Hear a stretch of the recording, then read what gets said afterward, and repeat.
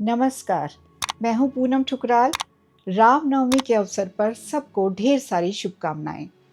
आज राहुल चढ़ने वाला है सद्गुण की 7वीं सीढ़ी पर, जो है आत्मीय भाव की।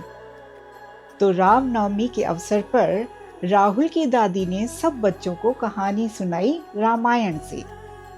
जब श्री राम, लक्ष्मण एवं सीता माता चित्रकूट पर्वत की ओर जा रहे थे, रास्ता बहुत पथरीला और कंटीला था। अचानक श्री राम के चरणों में कांटा चुभ गया।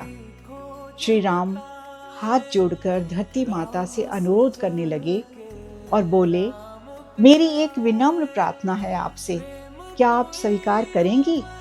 धरती माँ बोली, प्रभु, प्रार्थना नहीं, आज्ञा दीजिए। प्रभु बोले, माँ, मेरी बस यही विनती है कि जब भरत मेरी खोज में इस पथ से गुजरे तो आप नरम हो जाना। कुछ पल के लिए अपने आंचल के ये पत्थर और कांटे छुपा लेना। मुझे कांटा चुभा सो चुभा, पर मेरे भरत के पांव में आघात मत करना।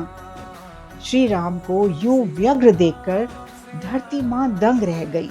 माँ ने पूछा, भगवान, क्षमा करना, पर क्या भरत आपसे अधिक कोमल है? जब आप इतनी सहजता से सब सहन कर गए, तो क्या कुमार भरत सहन नहीं कर पाएंगे? फिर उनको लेकर आपके चित्त में ऐसी क्या व्याकुलता हुई? श्री राम बोले, नहीं नहीं माते, आप मेरे कहने का मतलब नहीं समझी। भरत को यदि कांटा चुभा तो वो उसके पांव को नहीं, उसके हृदय को विदीर्ण कर देगा। हृदय विदीर्ण? ऐसा क्यों प्रभु? धरती माँ जिज्ञासा भरे स्वर में बोली, अपनी पीड़ा से नहीं माँ, बल्कि ये सोचकर कि इसी कंटीली राह से मेरे भैया राम गुजरे होंगे और ये शूल उनके पांव में भी चुभे होंगे।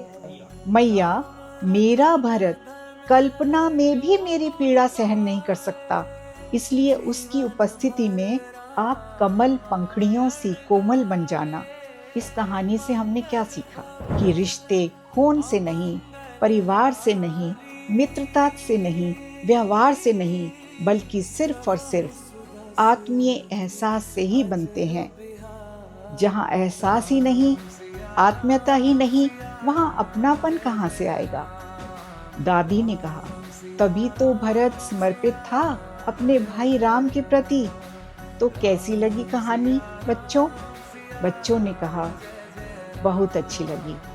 फिर मिलते हैं कहानी की 8वीं कड़ी लेकर। हमेशा खुश रहें, स्वस्थ रहें। जय श्री राम।